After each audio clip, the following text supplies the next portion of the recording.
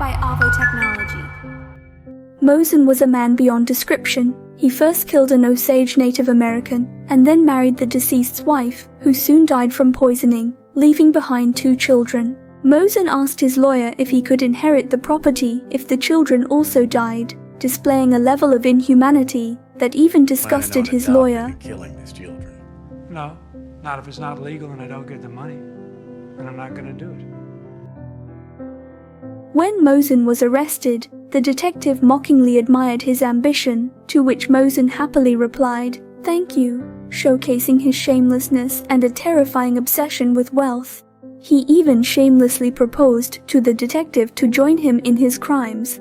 I think we can help each other out here.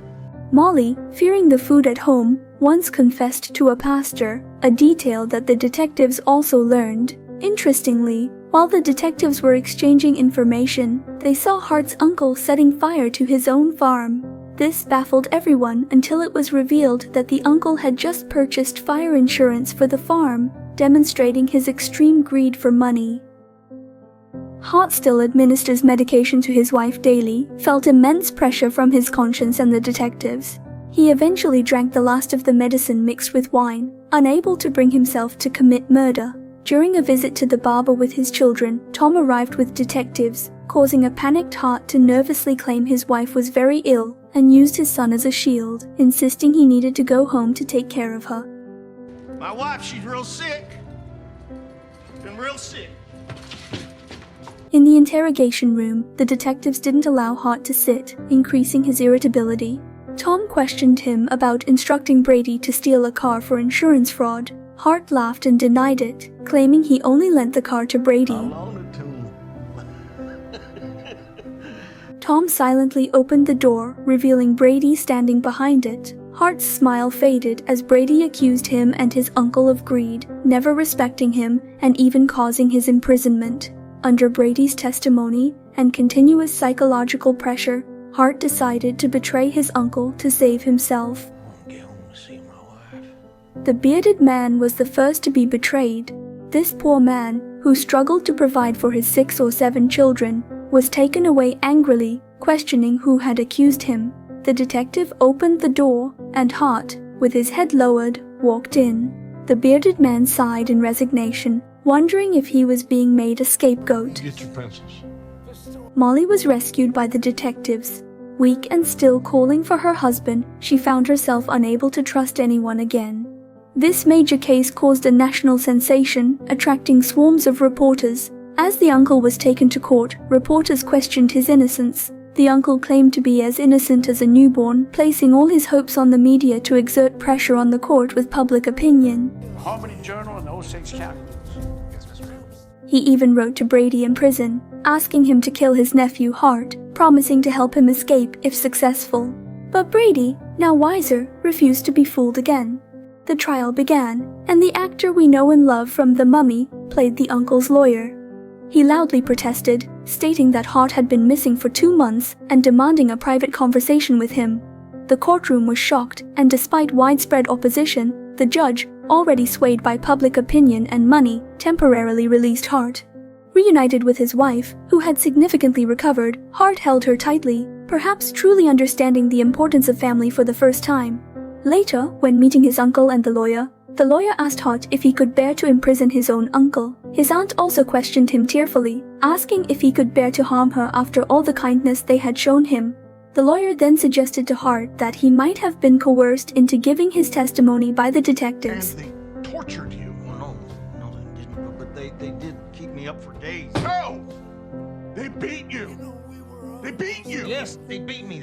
Thank you! Hart wavered. He told his wife, "I haven't done anything wrong. The detectives tortured me and made me falsely accuse my uncle. Now, I need to protect my uncle and my family." His wife looked at him, her only concern being her husband's safety. Hart's sudden change of heart greatly disappointed Tom, leaving him with no choice but to proceed with legal action. In the courtroom, the judge first interrogated Morrison. Unlike Hart, Morrison felt no moral pressure and admitted that he accepted $1,600 from his uncle. He confessed that he and Barren had gotten Anna drunk and then took her to the canyon. Barren, supporting his intoxicated wife, Morrison, aimed a gun at Anna. There you are. The lawyer asked Morrison if he had revisited the crime scene afterward. Morrison suddenly laughed, which surprised everyone. He said he often went there because it was a great place for drinking and parties. Morrison's lack of morality sent shivers down everyone's spine.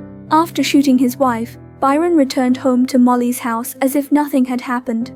Molly, being considerate, brought a blanket for her brother-in-law, not knowing that he had just murdered her sister.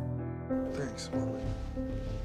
Morrison's testimony shook Hart again. He realized his uncle was in deep trouble. To save himself, or perhaps to return home, he changed his stance and accused his uncle. The uncle tried to persuade Hart not to do this with various reasons, but Hart was determined. The uncle could only try to win him back with emotion, saying, "I love you, kid." But who would believe him at that point?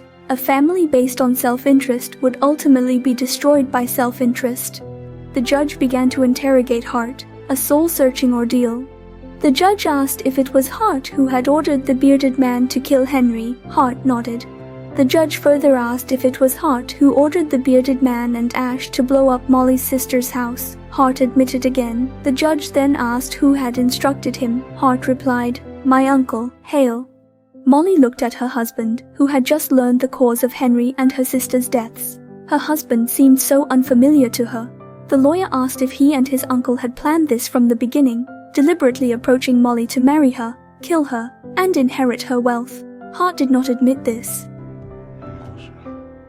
But his wife questioned whether she could still believe him. She asked if he had told the whole truth.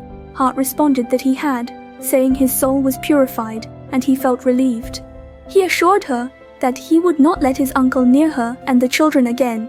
Molly then asked what else was in the medicine he gave her. Hart was startled and eventually answered that it was insulin. Molly, recalling the early days of their relationship, referred to Hart as Coyote.